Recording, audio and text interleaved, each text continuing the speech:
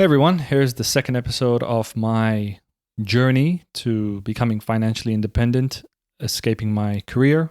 And I'm making this specific video because I figured out something about this whole niche of how do you find your passion, right? And that's what people spend, especially if you're in your 20s and 30s, spending time trying to figure out. You just wonder what to do with your life. And I think I have a helpful perspective that will help, right? Because I spent years in the past just chasing, right? Only to realize that I'm chasing a phantom.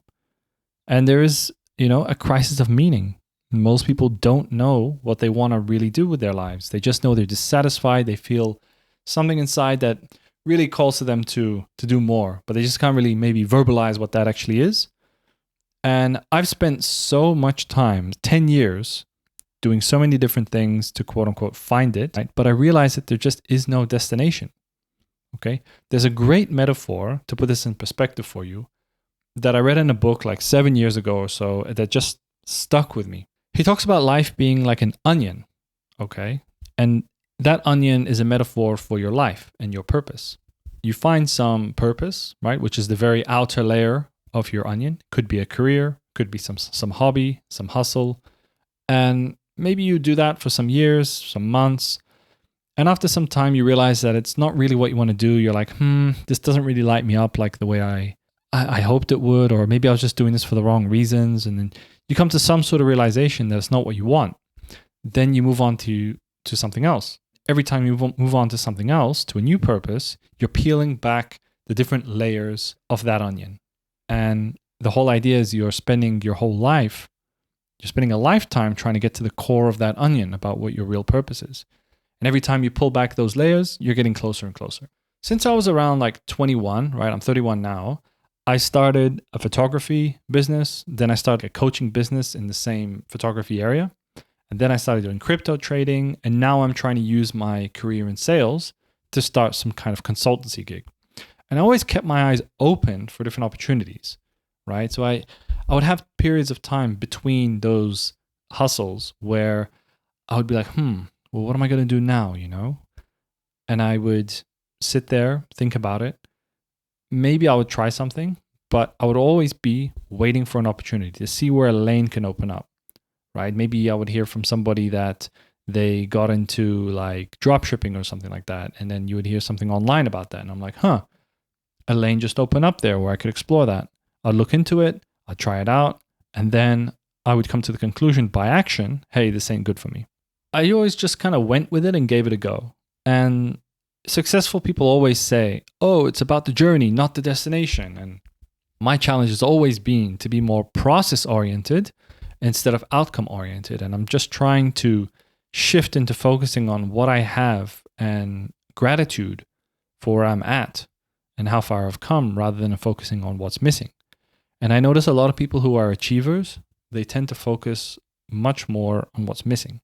That's just kind of how, if you're an achiever, you kind of get what I mean here, but that's kind of how we're kind of hardwired. But I've become more strategic now, and I'm thinking to myself, okay, I have this goal to become independent from my job in a year. That's what this whole channel's about, right? How can I get there the quickest? What are my strengths? And critically, I think I mentioned this in the last video, what are my unfair advantages? And I kind of trust that, and this is maybe circling back to the whole purpose of this whole video, is, hey, I'm trusting the passion will follow, since I believe that passion comes after action, not before. It's not like you sit there and then you get a stroke of inspiration, like lightning strikes you, and then you realize that you want to be a professional footballer, right? Or a professional basketball player, or an entrepreneur. It's you try things out. There's a lot of action involved, and then you bring the passion. That's what I believe. I think you bring the passion to this. Maybe a good mindset to adopt, right, is like, well, I don't know what to try. It's like, it could just be that if you aren't passionate about anything, then be passionate about the process of finding your passions. That, hey, we're here in this life. We're living, right? I keep my eyes open. I see that there are lanes that are opening up, and I'm waiting for inspiration. I've always been someone who's been pretty balanced, I think, in my views.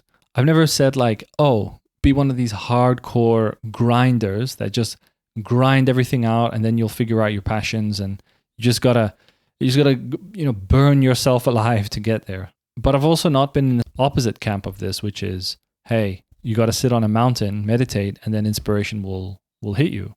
I think it's kind of a mix of the two. I've noticed in life, a lot of the truths are always in between. It's not black, it's not white, it's always gray. It's not you got to meditate on a mountain. It's not you got to take so much action that your brain hurts. It's a mix of the two. The truth is always somewhere in the middle. You know what I mean? Maybe you've noticed that with your own life. Our culture and our society tries to dumb things down a lot and make it seem as though it's such a black and white thing. And sometimes, because it's much more digestible for people if it's a simple solution to something. But you kind of have to use your brain a little bit and realize that, hey, sometimes the truths aren't so black and white.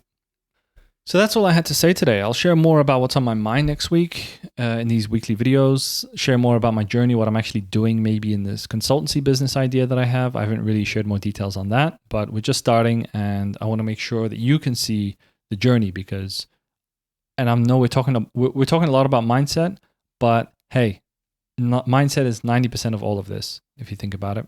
So see you later, everyone, and I'll speak to you soon. Cheers.